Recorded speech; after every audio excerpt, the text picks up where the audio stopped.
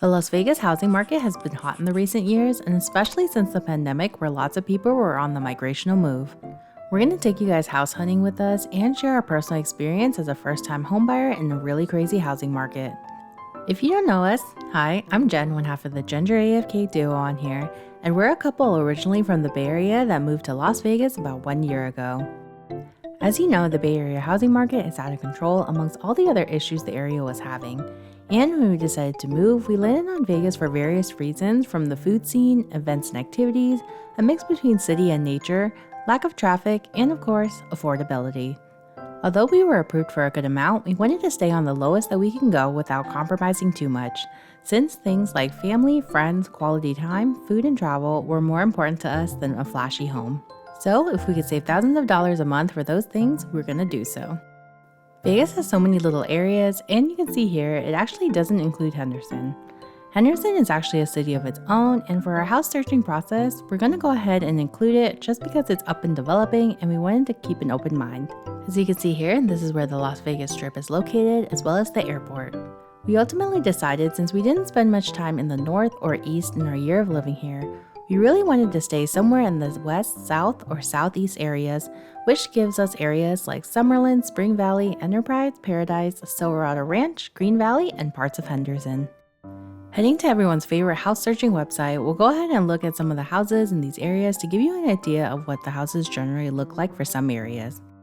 For our personal criteria, we're going to aim for a home somewhere between $350 to $500K, a 3-bedroom and 2-bath or more, and we're kind of done with sharing walls, so a standalone single-family home.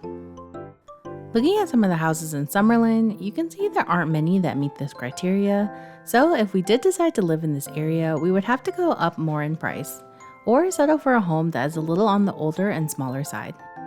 Spring Valley homes also tend to be a little older looking as well, since in that area, it's really where Vegas expanded to after the Strip. They aren't bad in terms of room, but for our standards, we would need construction work done on them. Enterprise was a great area and a mix between old and new construction homes, which there are various new builders from Pulte to KB to American West Homes. For us, we really would only consider KB since it's more of our budget and the types of home that we liked. Henderson we found also really like Enterprise as well, being a nice mix between old and new build, and it was a really upcoming area. Home shopping was both fun and informative, since you really get to see the home in person in order to get the feel of it, and most importantly, to see if you see yourself living there and if the home matches to the listing photos and descriptions. Starting off our search for this home, which was really intriguing to us since it had a lot of more wood weird features that we really liked. But in the end, looking at the home more carefully, we felt like it was a flip when we actually got to the home, with some of the things that were being redone being more sloppy, and you can see it by the listing of how many times it was posted and reposted, which was a red flag to us, being a flip from a company which we really didn't want to get. Our next home is one we really highly considered, with its larger area, larger kitchen and backyard, and of course the number of rooms. But it would still need a lot of work for us personally, since we weren't a fan of some of the tiling and finishes, and it was on the higher end of our more realistic budget. We also considered homes such as this next one, where it was both on the lowest end of our budget and in the smallest square footage we were willing to go. But being in the home itself, although it was really nice, it didn't feel like home, and we felt like we were settling for something less than what we wanted. This next home was really promising since the neighborhood was nice and it had the room we wanted for a great price.